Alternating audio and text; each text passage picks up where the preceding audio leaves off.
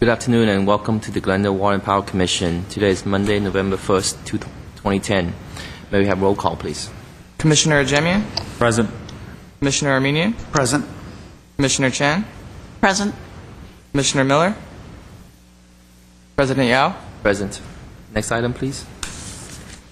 Item 2A, approval of the October 4th, 2010 meeting minutes. I actually have some comments on those, so I'd like to request if the other commissioners agree to postpone those minutes into the next meeting. Get a motion for that? Sure. I move to postpone to the next meeting. Second. Motion and second. All in favor? Say aye. Aye. Aye. So motion carries. We'll postpone that to the next meeting. Next item, please.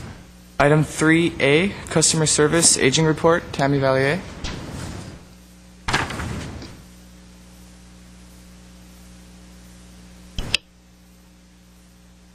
President Yao, members of the Commission, Tammy Valier, Customer Services Administrator. I have just 3 slides to show you today, and this is in follow-up to some of the questions you had at my last presentation when I discussed the service levels for 0910. I didn't have the information readily available, so this is just follow-up information.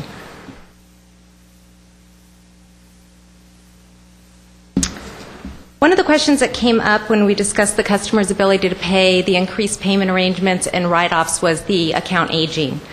This is our aging report as of September 30th. It's broken out by residential and commercial. And these receivables include everything, including rubbish, sewer, electric, water, all municipal services that appear on the GWP bill.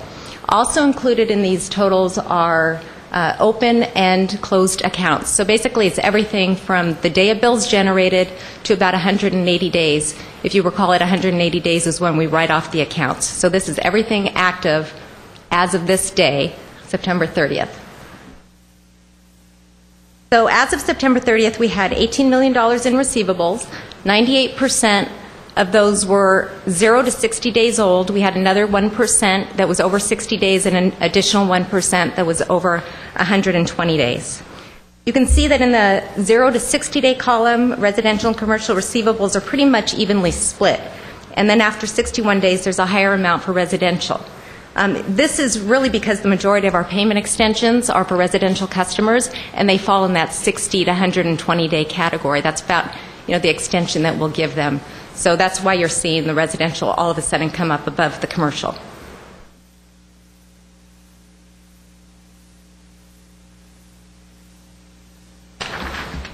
Of these receivables, these are the balances for the closed accounts, which are included in that the prior slide.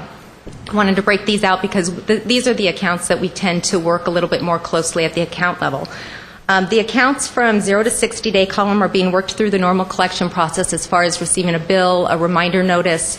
Then they get a final notice, not a final notice of disconnection, but a final notice saying if you don't pay your bill, we're going to have to refer your account to a collection agency. The accounts over 61 and 121 day columns are currently being worked by the collection agency. And then those over 121 days are the accounts that we pretty much can predict and forecast are going to end up in the write-off.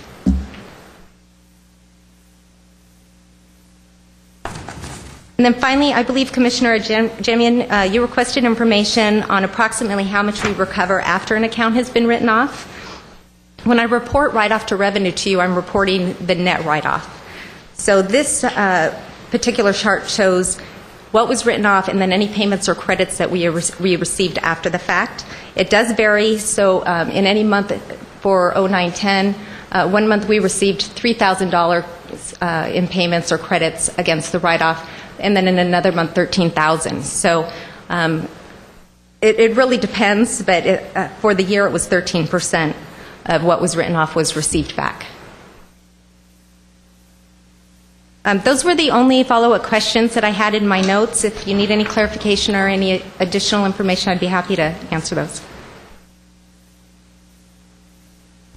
Can you, perhaps you covered this last time, but I don't remember, how many accounts total are we talking about, approximately? For that particular we have to remember that aging is a snapshot in time because we bill daily. We're not on a monthly cycle. So for that particular snapshot in time, there was about 35,000 customers on the receivable books at that time. Who are past due? No, that's just total on the books. We don't break it down by the number in each category because, again, the totals for the aging is really something that we report to finance. In customer service, we're really interested in working those accounts at the account level. So, whether we're going to disconnect or, whatever action we need to take. So I don't really have the totals for each particular, what we would call a bucket, a 0 to 60-day bucket. I don't have those totals. Do you have any sense of what the averages are, though? I don't. No. Okay. Thank you. I have a question. On your net write-off chart, if you look at both ends, you see July was like 106,000 and June is like around there as well, and all the other months are kind of in the center and at least less than half. Is that a pattern that you've been seeing every year? No, it just so happens that in July of 2009, we had a retail store locally that filed bankruptcy, and that hit write-off. And then in June, the same thing. We had it was a country club that ended up leaving us with a write-off due to a bankruptcy. Certain business? Yes. Went out? Oh, okay. I see. Thank you. Other questions? I have just one quick question. So what I recall from the last presentation you did was that we saw a trend that actually this fiscal year, the amount of write-off and the amount of receivable is going down compared to 2008-2009 period. Is that still the trend moving forward? If our write-off is going down? Yeah, the actual amount is less than last fiscal year.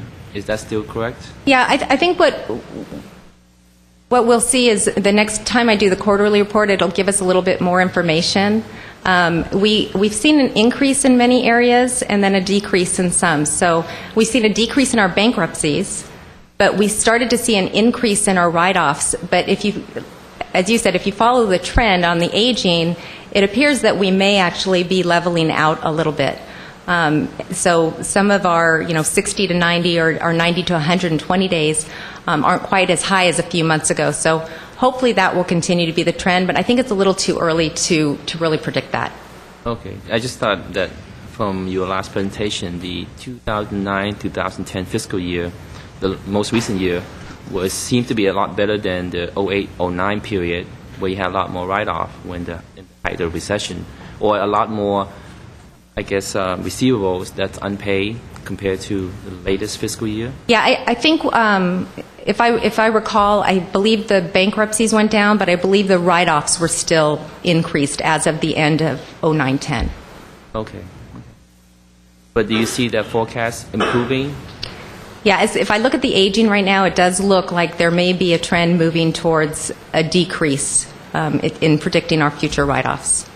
Great. No, that's great to see. But again, one large bankruptcy can change all that, which is, as Commissioner Cheng said in the June and July figures, one business can really throw us over. Is it correct if we go back to this other slide on closed accounts, aging? Oh, I'm sorry.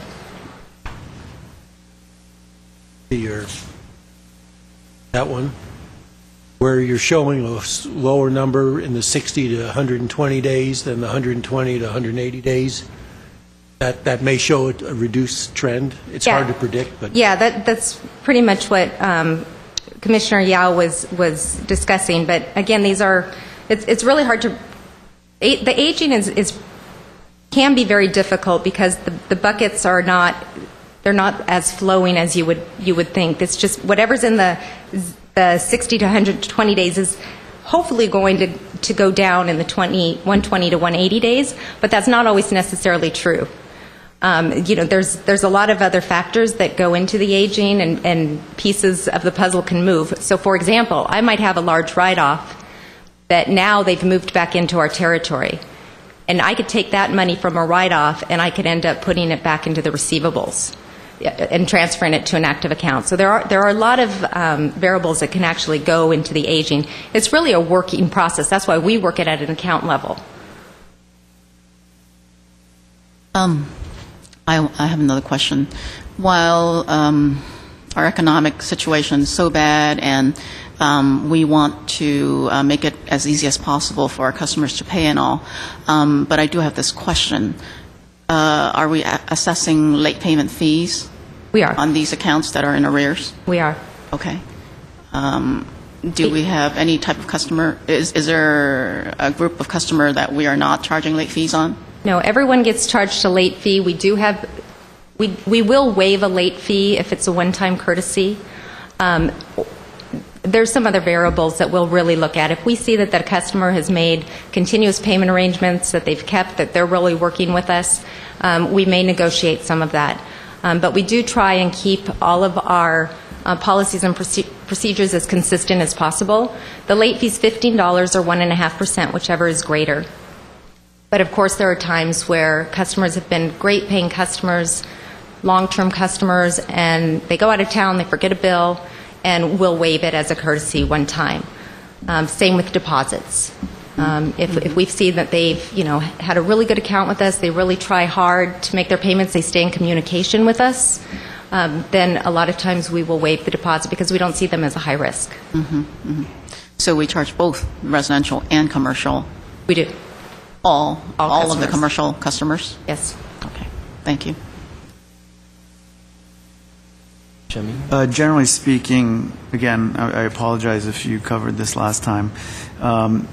What are the options a customer has if they're going through a rough period, they've lost their job, but they've been consistently a paying customer, but they've hit a period of time where they're having difficulty paying?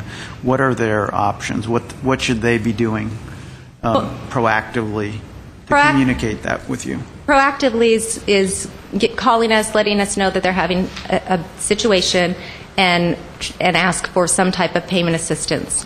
And like I said, we will, if there are customers that get 6 bills a year and they call us 6 times a year and we make 6 payment extensions for them. And as long as they keep their payment promise or call us if they're not going to keep their payment promise and need a little bit more time and we can show that they're not a risk, then we'll work with them.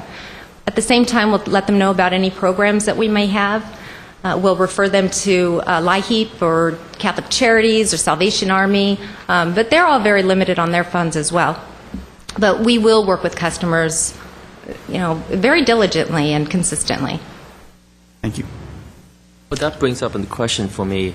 When you refer customers to different organizations, that presumably help with the assistance portion for the GWP bill. What about assistance for other services where they can maybe help pay their shelter or food or clothing so they can in turn have funds to pay their utility bills? Does GWP refer customers to social services, not just for bill assistance services? We don't. We have a list of different organizations. I know my customer service reps, and if somebody said I need some clothing, they would probably get out the phone book if they had to help the customers. But no, we don't actually have official organizations that we would refer them to. LIHEAP, Salvation Army, Catholic Charities, I'm sure they do it. As a matter of fact, I think even the food pantry, they're part of the food pantry. But what about 211 services? Do they? Because that's a catch-all type of services where they can. Yeah, we actually, our phone reps do have is it 211? I think you're correct that that's what it's called. That they do have a list of organizations, but I don't really know how many customers, when they call us specifically for bill payment, also ask for other assistance. I really don't have that information. Because I was just curious, if people need the help in paying the utility bill, they probably need help in paying their food or the rent. So it might as well, if you support them in other areas, they can have the funds to pay off the utility bills.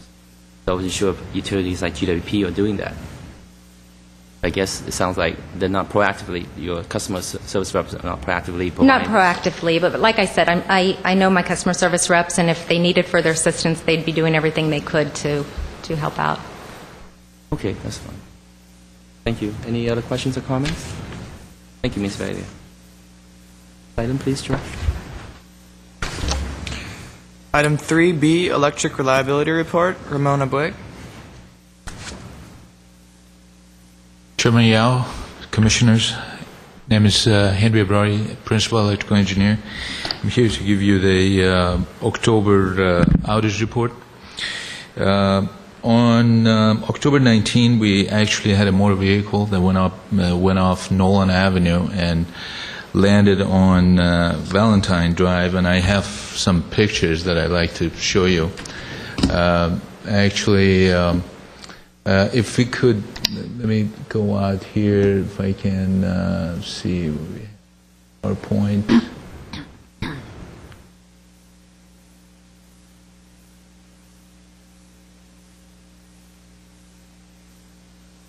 This is actually how the power pole looked before it was hit. And I have a video here that if I can find it, can we play that video, George? Is this it? No? This is the video right here. This is actually a particular car that we're not doing a commercial for, actually went off that slope.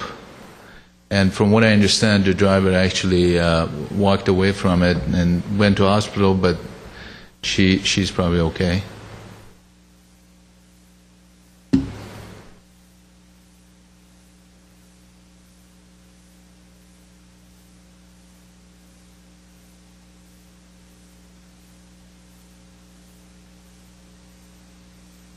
This is the slope as the car came down. This is where he came down from.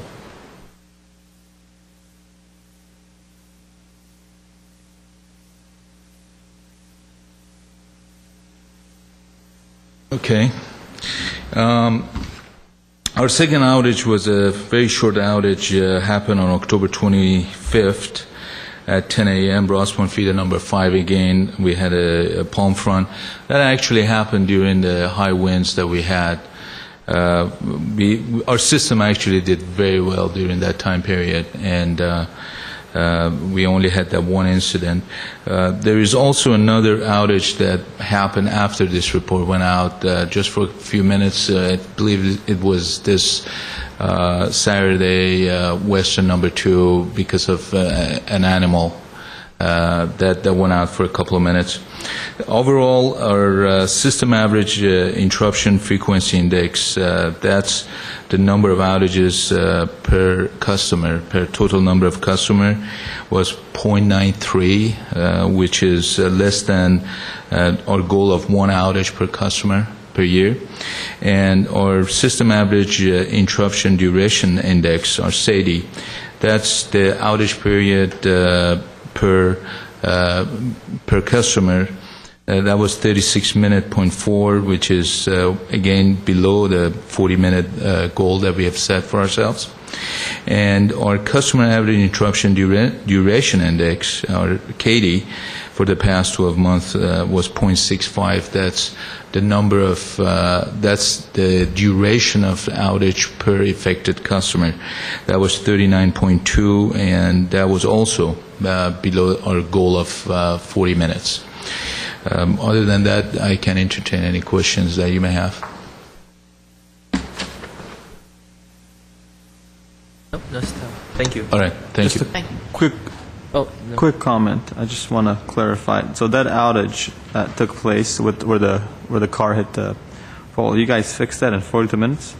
In 42 minutes. Well, fortunately, what happens is that the actual pole can get bypassed. So we basically isolate the 2 spans of transmission, the lines, the distribution lines that are feeding that pole, and then we can feed the area from other areas, other points, and then restore that. I believe that pole was put back in within the next day or 2.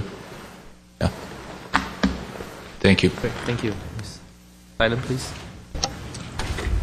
Item 3C, update Glorieta Substation, Ramona Bueg. President Yao, members of the Commission, I'm Eric Olson, and I'm pleased to present an update to the Glorieta construction project. The main interface with the public is through our project website. It's at www.glorietasubstation.com. In addition to public letters that we send out, we also post them on the website.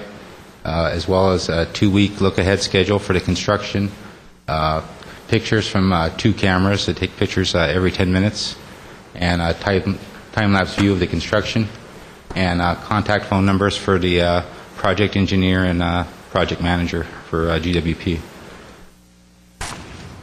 This project provides many benefits to the public, including greater capacity in the same footprint of the existing station. Basically, it's 3 times the capacity of the old substation. Provides support for the adjacent feeder areas, Montrose and Rossmoyne, and increases the reliability for all 3. In building a new substation, we modernize from the old 1950s substation by adding basic electronic relaying meters, integration to our existing SCADA system, and updated electronic and physical security.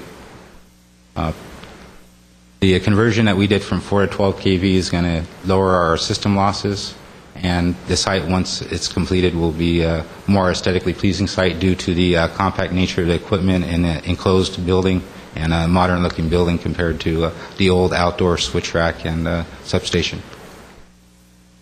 So far, major milestones completed. We've got substantial completion of the building at almost 80%. All the below-grade conduits, plumbing, and electrical are completed. The equipment foundations and building slabs have been poured, and the major equipment has been factory tested and either has been delivered or is on its way. I'll show you some pictures from the site. This is taken about a month ago. This is from October 18th when our 69 to 12 kV transformers were delivered. They're setting it into one of the transformer rooms onto the pad. Down just below that, you can see our 12 kV switchgear room, which is about 4 feet from the top of the wall to completion at this point, and we're expecting completion to be at the end of this week for all the walls. Those will be the building walls will be done this week. The roof will be on by December. All of our switchgear and will be installed in December, as well as the building completion in January.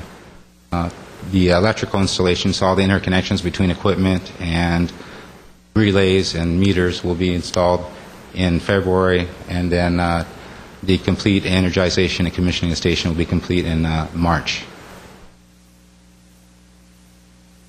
Our current schedule, our original schedule was to have it completed by May 1st. Right now we're on target to finish by March 30th. And the original budget is $13 million with about $5.7 million committed to date, and we're still expecting our budget to be under the $13 million when we're completed. Just want to show a short movie, kind of a time-lapse movie that came from the website of the progress so far.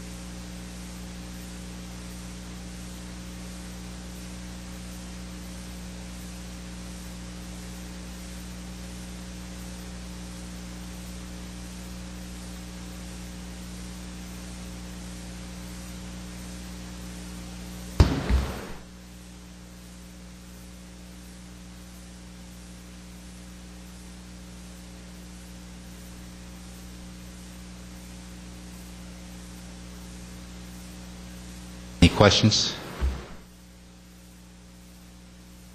No, so it looks like you guys are on schedule, but on budget as well. I mean, ahead of schedule, but on budget. Is that correct? Yes. Actually, I have a question, actually. Go ahead. What are some of the reasons why you guys are ahead of schedule? Well, Good thing. I just want to know what's wrong. well, the May 1st date was our original date when we went out for RFP to complete the project, and then when the contractor signed a contract with GWP, they ended with a more aggressive schedule. Actually, their original schedule had them finishing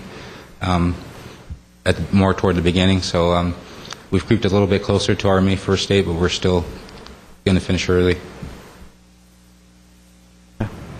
And we're not providing any type of incentive for them to finish ahead of schedule. No, there's no incentive for early completion.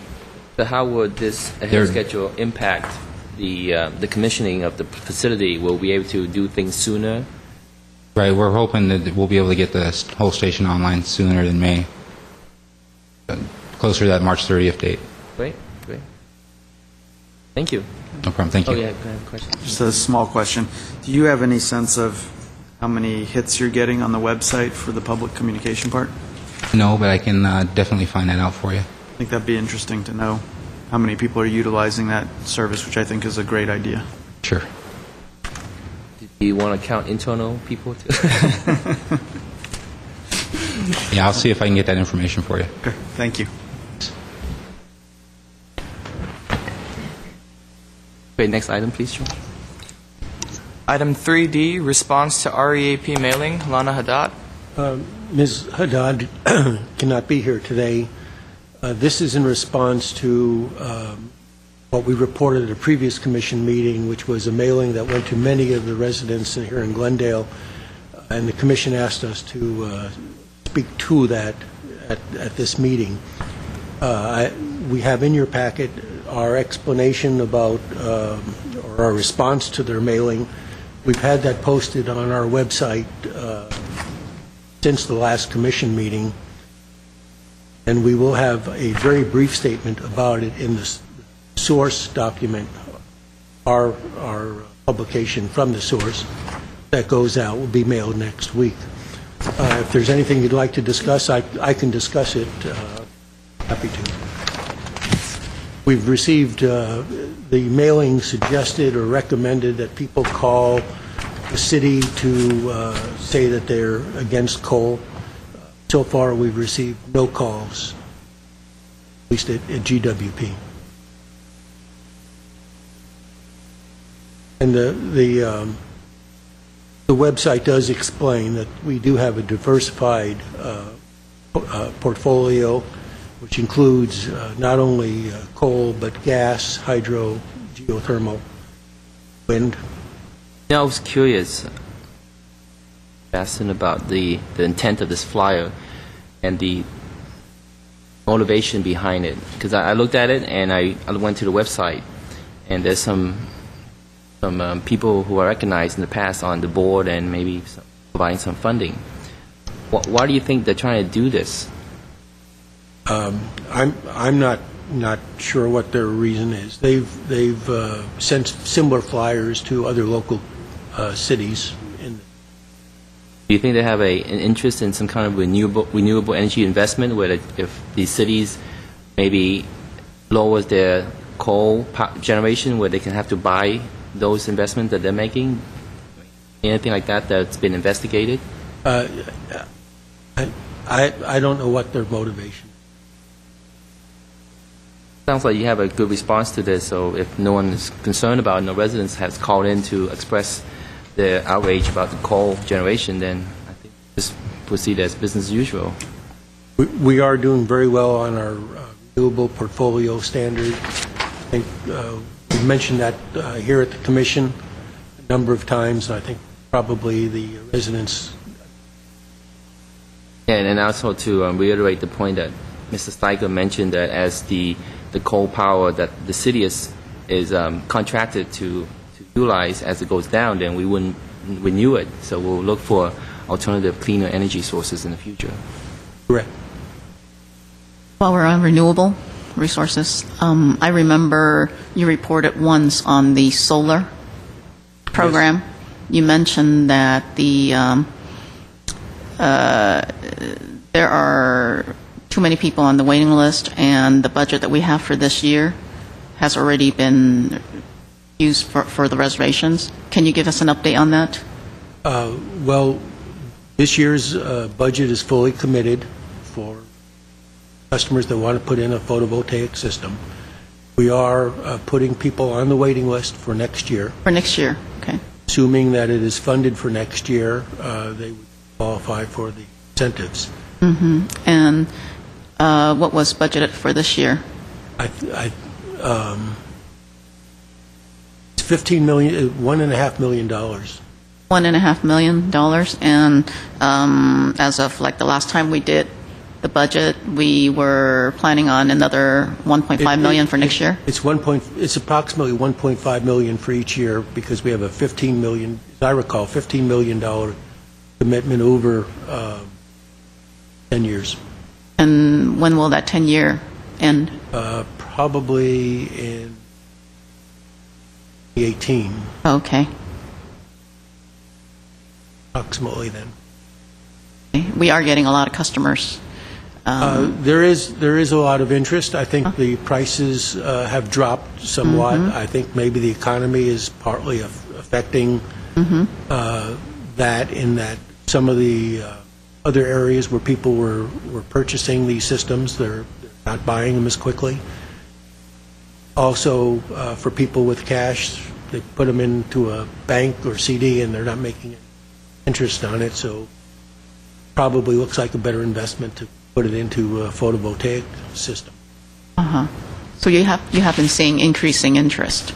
There was back, I think, around March. It suddenly picked up quite a bit, which is why we went through so much money so quickly. There was a big surge in interest. I see. Okay, thanks. Go to the next item, please.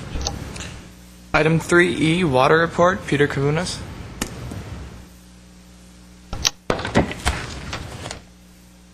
Good afternoon, Mr. Chairman, members of the Commission. Peter Kavunas, Assistant General Manager for Water Services. A couple items to discuss with you this afternoon. One is our standing water production report. We have provided you with data through September of this year, starting a new fiscal year, so you see the first 3 months of this fiscal year. You can see that September was again the lowest month in the last 7 years, last 7 Septembers, as was August, as was July. And if we've learned one thing from the data as we're tracking conservation, is that the 3 days per week watering has definitely hardened in about a 15 to 20% reduction in water sales. So that's, if you look at the charts that are provided toward the end of the packet, and if you exclude the 3 months where we slipped out of it, that would be March, April, and May of this year, the rest of the months are pretty much a straight line of about 20% below sales. And with that note, which is a note that we're going to take into consideration as we're looking at our new rate structure moving forward, I'd be happy to answer any questions on this portion of the report. Like no questions, just keep up the good work. Okay. For all the residents. I'd like to turn your attention a little bit to the second half of this report. This is new to you. This is new to the Commission. Actually, we're sort of we're in the works of developing this now, and would like to show you a very early draft of this, with the full precaution that it's an early draft. You see the second half of this report. It's called Performance Measures Report for 2010-11. And right preceding that is a list of attributes of world-class water utility, and that's included in your packet. It starts with customer satisfaction, product quality, financial viability, and so on. You've heard, no doubt, in your business, you've heard of many different ways to assess businesses. One, of course, was the well-known Six Sigma process, which is looking at manufacturing processes and making them more efficient. You've heard, no doubt, of triple bottom line, which is looking at economic considerations, social, environmental considerations. The water and wastewater business has gone to a model that's called the effective attributes, or attributes of effectively managed utilities, and actually that is the basis on which the gold award that we earn is judged on. Utilities that want to be considered for that award submit an application on the basis of how competent they are on those 10 attributes that are listed in your handout. And as you know, we did that and we're successful in being recognized for that. But what really drives the point home of being a well-managed utility is following up on that and proving with data how we're doing and tracking our ups and our downs. And so it's our intention to develop a report, and what you see here is a very first rough draft of it. And you'll probably be wondering, when do we make this final? I don't know yet. My hope is to have it final in about 2 to 3 months' time. But as you go through it, you'll see that almost every page will give you a definition of an attribute. For example, product quality will be first. We'll have some of the key metrics that we consider, and we'll have definitions of those metrics as to what constitutes success in a metric and what our own internal targets are. You had seen an earlier version of an internal report that had our own internal, but it was more of a working performance measures report that we use with the management team on a month-to-month basis. What we're developing here is something that we can have explainable and ready for public consumption, that anybody can pick up and understand our business a little better, understand what we do well and what the areas are that we're trying to improve. So some of these have been populated with numbers and definitions, others have not yet. Some of these metrics will be updated on an annual basis only, because they're only annual basis measurements, whereas others will be quarterly and others will be monthly as appropriate. So we appreciate your patience in the development of this report, but wanted to have you know that it's coming. And in particular, as an example of annuals, will be the financial viability measures, which will give you vital statistics of how the utility is doing. And it'll be something that you can use to keep your finger on the pulse of the utility and have no surprises at the end of a fiscal year or halfway through another one. So I wanted to bring that to your attention. If you have any questions, I'd be happy to answer them. I do. I think you mentioned that the numbers are very rough at this point. If we have numbers, they should be pretty good. If we don't have numbers, it's because we're not sure to put them out there. Okay, so my question is, like, for the annual goal, a lot of the different categories, how did we arrive to the numbers that are here for the goals? The goals in the different categories are, for the most part, industry standards or better, where we can exceed them. Like maybe given the size of our utility and kind of thing, benchmarking? Yeah. Okay. I'll give you an example. The very first one under product quality, the acceptable industry standard for percentage of positive samples in the distribution system is 5%. Our goal is to have less than 2.5%, and in the last few years running, we've well exceeded that. Right. So we look to see. Same thing as main breaks and leaks. The industry standard is about 1 every 20 miles of pipe. We're a lot closer to 1 every 10 miles of pipe, actually even less than that. So we set our standards many times more tightly than industry standard, but we rely on resources like American Water Works Association and other industry benchmarks for that. So these are industry standards that we would like to achieve? Yeah, or exceed. Or exceed, yeah. Okay. Yeah. On page 3, I see the goal for recycled water delivered. Yeah. We're shooting for 1,600. Right. That obviously is not an industry standard, of course, but that is a system-specific goal that is based on the demand that, as we understand it today, we have in the past achieved that level of sales of recycled water, and it's our goal to achieve that again this year. To the extent that we are tracking that, if we're falling behind, we get on the phone and call our recycled water customers and ask to make sure that they're using as much recycled water as possible to try to push us there. As we expand the recycled water system, that'll go to a maximum of 2,500, which we believe is the full build-out demand in the city of Glendale. Great, thanks. You're welcome. Go ahead, I have 2 questions. One is this a template that was developed by some other body, or did GWP develop this dashboard? I developed that. You developed it, yeah, specifically. On the page that talks about stakeholder understanding and support. Yes. Right now, you've got a measure of reporting to the commission. Yes. Do you plan to build this part out any further than that? At this point, for stakeholder understanding and support, that was our intention, is to have those 2 measures. Looking at the primer that was issued by the Association of Metropolitan Water Agencies and AWWA, they have some sample measurements. They said you can use one or the other. We decided to use both measures of comparing our rank in terms of where our rates are compared to the nearby utilities, and we need to explain that a little more with text as to what that is. And then also the fact that this report in and of itself has been submitted to a governing body like yourselves. And the thought is that if all the information that's on every other page is submitted to you, then it's obviously open and available to the public, and so everything else that's in that report can be discussed openly. I guess where I'm getting at with my questioning is as we experienced not too long ago with the water rate increase proposal and some of the public outcry against that proposed increase. There's obviously, I think, a need to continue to educate the public about the issues having to do with water, so that they're not hearing about things the first time when we're proposing a rate increase.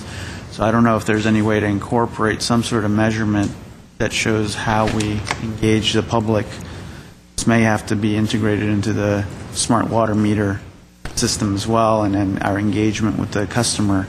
But my point is that if there's some way to demonstrate ongoing education and communication efforts by GWP about water issues in general, as well as the state of the system, et cetera, that would allow you, I think that would be a good thing to demonstrate and show that you communicated not just during a public hearing process for a rate increase, but the ongoing education on the issues in general. Well, we'll be happy to consider if there's a way to show how many outreach efforts we've made. There is a group that works for Mr. Basson that's all they do is marketing. So, I think this is really, if there's a way to incorporate it, we will. I understand this is in the context of transparency and making sure that there's some accountability here beyond the GWP management. I just think, I don't know whether that's something that gets incorporated into this, or there's some other measure of that, but it's clear to me that there's a need for it. A need for something ongoing, because we're going to be dealing with this issue for a while. We have rate design around the corner, how we're going to continue educating around that, so that, again, we're not talking to the public for the first time when we're at the point of having to propose something as difficult as a rate increase. That's my only suggestion. And it's a good suggestion. There is a quarterly report that GWP produces, and that quarterly report includes a lot of that type of information in the form of clippings.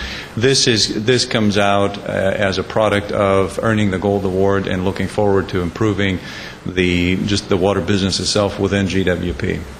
Thank you. Any other questions or comments?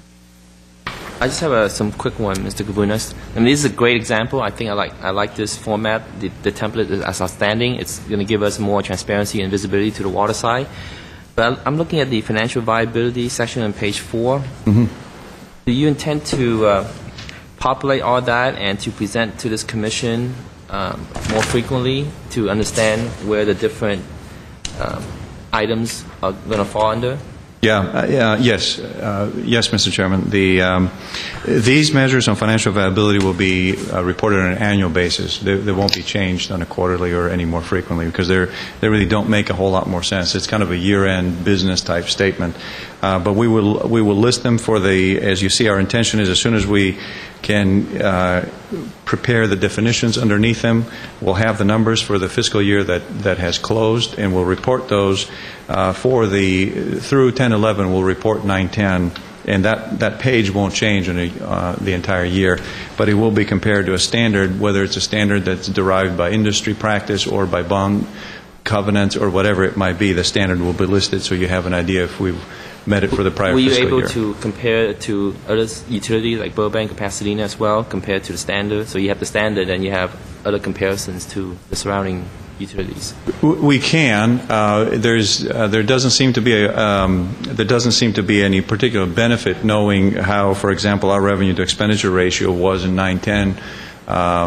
And what Burbank's was or what somebody else's was. If we have a standard that we need to meet, that's the standard we should be meeting. I will tell you that these measures were derived as a result of participating in AWWA benchmark study. And benchmark studies are very tricky to participate in because you have to make sure you're following the same definition and deriving the numbers. So if we grab one of these measures and say, call Burbank and say, what's your number? If they haven't used the same definition, we're not comparing apples to apples. So what we're really focusing on is giving you something that's useful, you and the public, something that's really useful. So we're going to look at our numbers based on these definitions consistent with the industry standards. Well, it sounds like Commissioner Amin's point about water rate proposed increase, and these are the type of financial metrics that people might be looking at to compare itself. Should we support a rate increase or not? When I recall we spoke about O&M costs, revenue versus debt, and all these type of metrics. And so this would be very helpful, in my opinion, to see it and maybe make a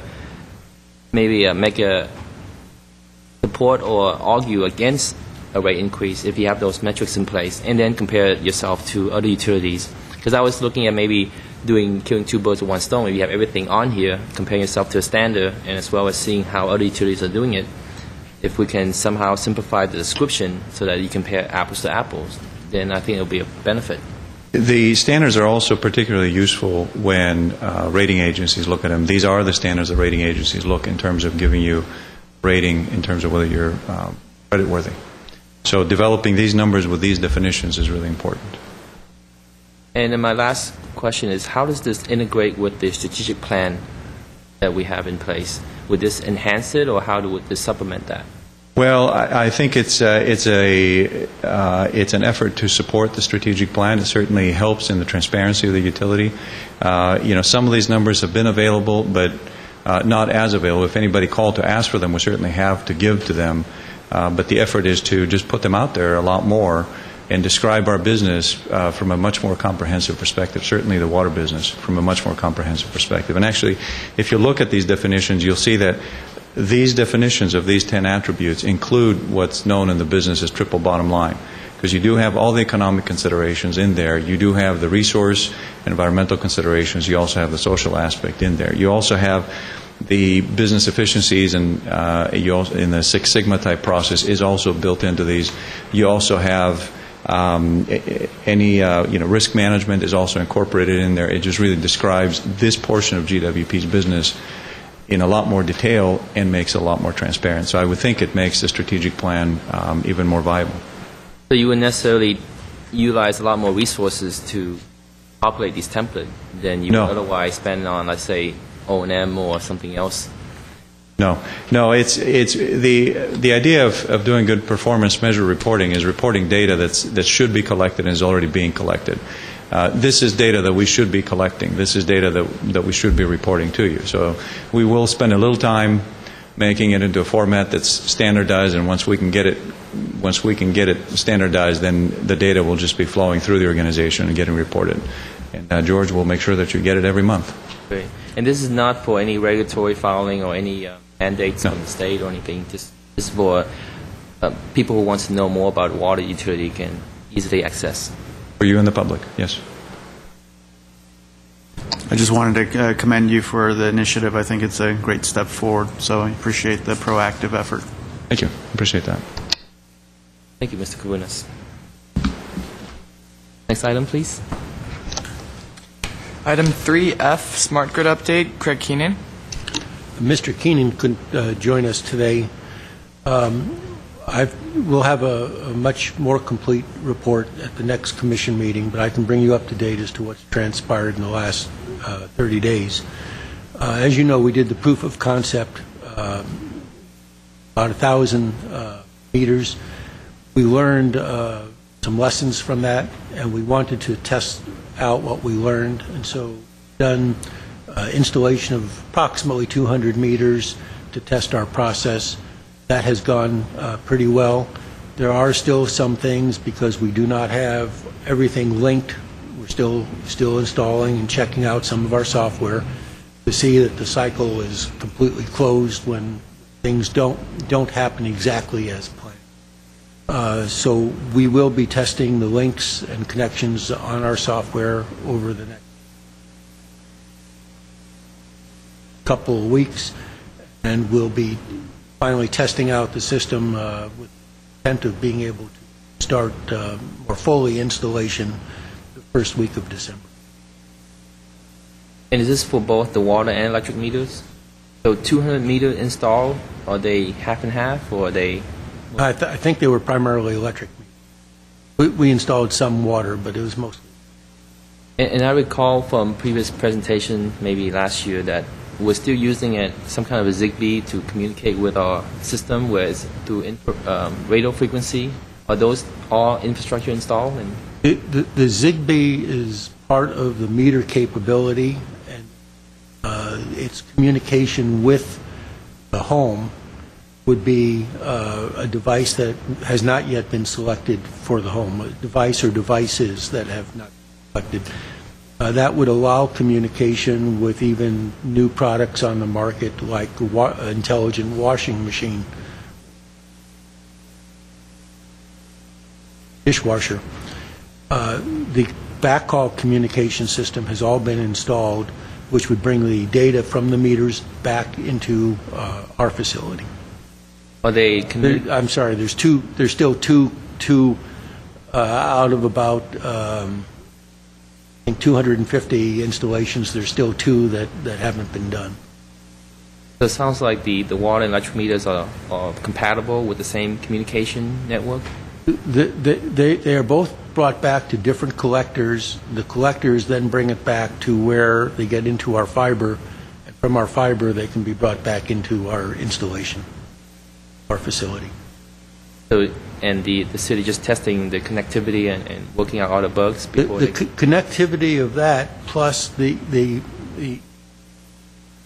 information we're checking out, or going to be checking out, how the information comes from the meter back into the meter data management system, eventually into our North Star billing system, because those North Star is a existing system by a different company, and we have to make, I'll call them connections, but it basically has to be that the information is set up so that North Star recognizes it the way it's supposed to be. How big is our pilot program again? Pardon? How big is this pilot program again? We're still in the pilot. Well, we call it a proof of concept, and Okay. I think it was 1,000 electric meters and 500 water meters. At Okay, the time. and how many of those have been installed to date? All of those All have of been them. installed. Okay. What we learned in that is that the smoothness of the installation and the process of doing that, everything from taking the meter off the shelf, getting it in the truck, getting it into the right place, getting it hooked up, sounds easy, but each meter has to be programmed just right. So it takes a fair amount of work, and we learned some things from that to make it more efficient. And that way we were testing it really on 1,500 meters. Eventually we will be putting in 100,000 meters. Right, okay. Any other questions or comments? Thank you, Mr. Basson. We'll look forward to more of this interesting project every month. Thank you. Next item, please. Item 4, oral communications. I have no cards here, and there's no speaker, so let's move on to the next one. Item 5, old business. Any old business? What about the proposed waterway increase? Because I know that that's been delayed into next week, I think, or the following week. Can you touch on that, or where are we with that? The water rate increase is scheduled to go to council next week, November 9th. Can you expand on some of the reasons why that is? I believe what it was is it was going to the council earlier, but not all of the council people would be there, and they all wanted to be there for the vote. That's my understanding of why it was delayed. Yeah, and then it's also, because I watched it as well, some of the council members was interested in some assistance programs. So will GWP staff be able to come up with some recommendations on what those programs could look like for low-income customers? Currently, we estimate that we have 18,000 low-income customers in Glendale. The low-income customers can avail themselves of different plans that we currently have. We have one that's called Senior Care, and it is closed, but it has roughly 5,000 participants in it now. They receive $12 a month credit on their electric bill, not on a water bill. There's another called Glendale Care, and that's got about 5,000 members in it. That is open. It has replaced the senior care, and it expanded it because you don't have to be a senior. You just need to be low income to be in that program. That gives $10 a month to a family for, again, as a credit to their electric bill. The total number of low-income customers that we believe we have in our area is 18,000. Of those, 90% that do not have a direct water service. So they're not billed for water. They're in an apartment or some other complex, and they do not receive a bill from us. 10% receive a bill. That 10%, on average, use less water than the typical average water customer.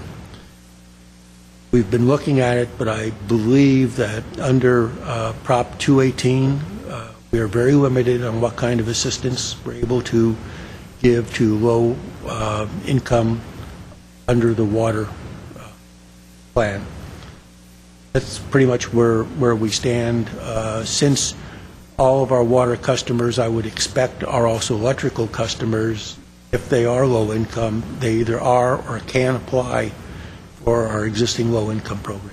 Yeah, I'm sorry, I didn't mean to have you put you in the spot about describing all the stuff for old business, but I was wondering if whatever is presented to the City Council next week, can that be presented to the Commission on the following meeting as well as part of the agenda forecast to look into all the different customer assistance program, whether it's viable or not, whether it violates Prop 218, so we can't do it, so whatever is presented.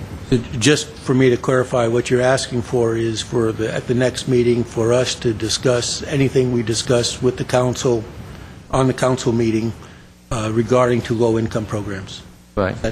Yes, that would be great. That down.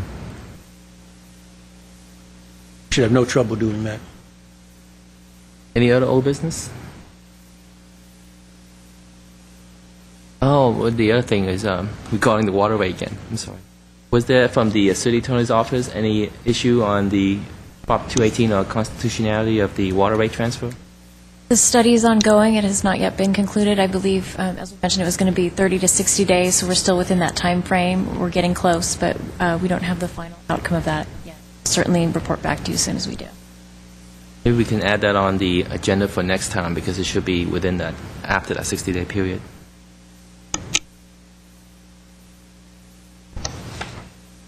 Right. Any other old business? No? Next item, please. Item number 6, new business. New business?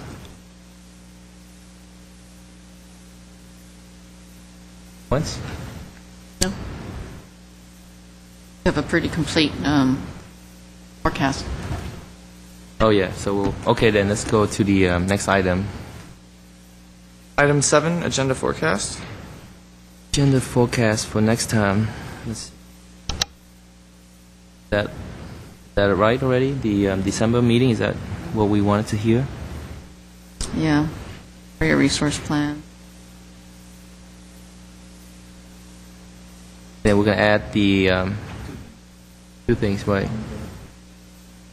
Right, the response for the low-income program? Right. Oh, the city transfer, Yeah, yes. transfer legality.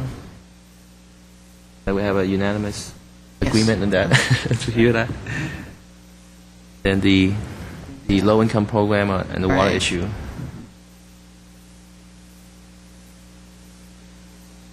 Now, one point we had discussed, and this was going back several months, having the HR director from the city come and make a presentation. On diversity? Yeah, we never forecast that out. Looks like it's going to be a full agenda for December. Yeah, I'm not saying it has to be in December, Yeah. but I just wanted to remind that we talked Yeah, about we that. want to put it on now, but which month would you suggest? How about March? Very light one now. February, March. February or March? Well, February. Sooner the better, Yeah, right? let's do February. So it seems like there's agreement. Ms. Godinez, is that okay to put on February that we have a agreement on requesting the HR advisor to come and maybe discuss the diversity issue and staffing of GWP?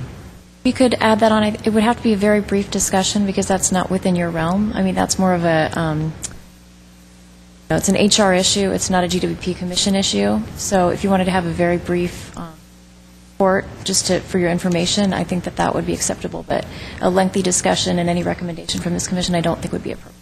Yeah, I don't think we recommend anything. I think it was Mr. Steiger who offered to invite, I can't remember who the person was, but to invite them as a Probably response to Matt some of the Doyle. questions, yeah. Yeah, so certainly we could maybe do it under either old business or as a brief report. That's what I would suggest. As long as there are two commissioners that are interested, then that would be fine. Yeah, I think we have, all of us want to hear that report for February. February? Okay, so then we'll put it. Do you want to, Commissioner, you want to clarify specific points that we want this report to? Maybe diversity over the years, within 10 years? Well, we had talked about diversity within GWP, and at that point, I believe they didn't have the information on hand, but Ms. Haddad, I think, sent a report out that actually covered the whole city. So it was a matter of just walking us through whatever they wanted. That would clarify that in this setting versus a paper report out. I think they had done a study, is what they had taken a look at this issue on a citywide perspective, and that's the report that was shared. The other item I was looking at was where there was misconception about staffing. Some people think that the actual number of people in GWP went down, while other people think that it's actually gone up over 5 or 10 years. So can we also, part of this report, to look in terms of the staffing needs, did it actually go up? If it did go up, I mean, were there projects that require specific manpower, that's why it went up? So maybe some reasoning behind that, one way or another, because there's some arguments that people, both sides, they can argue that it actually went up, but some people might say it went down. Right, I think we could include that as part of the same report. Great. Thank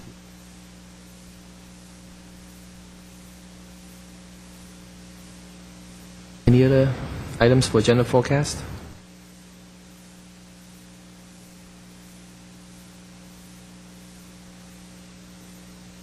And, well, the one thing I wanted to, are there any points in which it makes sense to incorporate into the agenda the rate redesign process? That's about a 9-month process.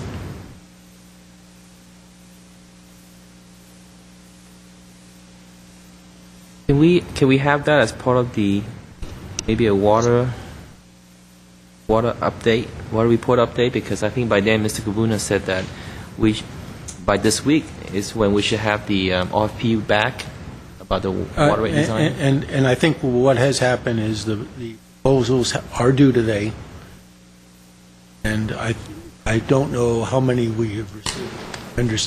And I don't know for sure that we've received them. I know we were expecting a number for today. And Bill is here, and so he'd be able to bring us up to date. As I left the office, we had received 5. But I had also received another phone call where another one was forthcoming and expected by the end of the day.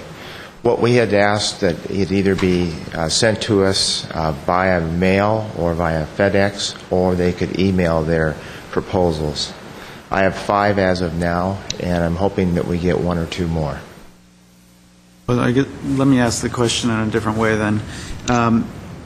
What's the end completion of the process? Kind of what's the approximate time frame we're looking at? Well, what we did is, as you probably recall in a prior presentation, we had laid out different milestone dates. Throughout that process, which ultimately will end up with a new rate designed in or around July 1st, there's a whole series of steps. The first step is the receipt of the proposals today. There will be an evaluation period of which we will then do a short list. If we only receive 4 or 5 proposals, right now I have 5, if we receive just that or a few more, then we may end up interviewing all the consulting firms, unless we see for some reason that somebody's totally missed the mark. but we'll end up interviewing a number of firms after we've done an evaluation. The first step is to do an internal evaluation to see if they're responsive to our needs. And as you recall, we were going to have 2 members of the commission that are going to be part of that review process team. So to answer the question that came about earlier, we will be providing periodic feedback to you throughout the process so that you know when we've done the evaluation, who's on the short list, and then the results of the selected firm. And then as they continue to work through the process, there will be updates. Yeah, I guess my comment is less about the selection of the consulting firm, but more about the actual process of the rate redesign. And so Commissioner Jemian was kind enough to pull that approximate schedule, which in that report it was stated that by July 1 you've got new rate implementation. So if we were to work our way backwards from there, there's obviously going to be certain points at which where we're going to be wanting to inform the public about where we are in that process so that we're not hitting them with whatever it is at the very end of the process. So I guess all I would ask is that we don't have to decide that today necessarily. Maybe by the next meeting we can outline a time frame in which it might make sense that whatever the next 12 months worth of commission meetings, we can insert in an agenda item where it might make sense to talk about where we are with that redesign process. I think that's a great way to keep everybody informed from a public standpoint. Along the way, we will be having focus meetings or focus groups once the proposed rate designs are in effect, because I would imagine there may be some alternative approaches that come up, and we'll want to get feedback. And my objective is I would like it to see us to be as transparent as possible on this, sharing as much information as possible throughout the process. The comments I made that night at council session was we got to keep our eye on the bigger issue, which is this rate redesign, as opposed to the immediate increase we're looking at, even though that in of itself, can be difficult for many people. So I'd just like to, as a continuation of that good faith with the public, kind of keep them informed of the process along the way. So we don't have to decide that today, but I foresee a need to probably have a certain amount of regular reporting and I on where agree we with are. that. Yeah, if we can, maybe I can suggest having that a monthly item, just like the smart grid update. So if there's maybe a small update where there's community events or something, then we can announce it here so that if we have it on the agenda every month, at least we can touch on it, and if people want to speak to it, they can. That be appropriate? I concur. I think such an important item as this should be communicated monthly. So how about putting it on every month, just like the smart grid project, where it's just a standing item for the next 6 months? Water rate redesign update. Call it. We just want to call Mr. Basson about there's a water report. We can do that, and with you having a couple of council people, commission people on the review team, once we actually look at the proposals, because they are RFPs, you'll get a better idea of the various tasks and the timing. But we can report on it every month. Yeah, that would be good. Because Commissioner Miller and myself, who have volunteered to represent this commission on the review process, so we can include that as part of the water report or another separate item in the report section on a monthly basis. One caveat might be that it would be most appropriate, I think, to start that once you've made a decision as far as which candidate you might select, or at least your first update would be very general, because I don't think that you'd be prepared to discuss that until you've made a decision to council.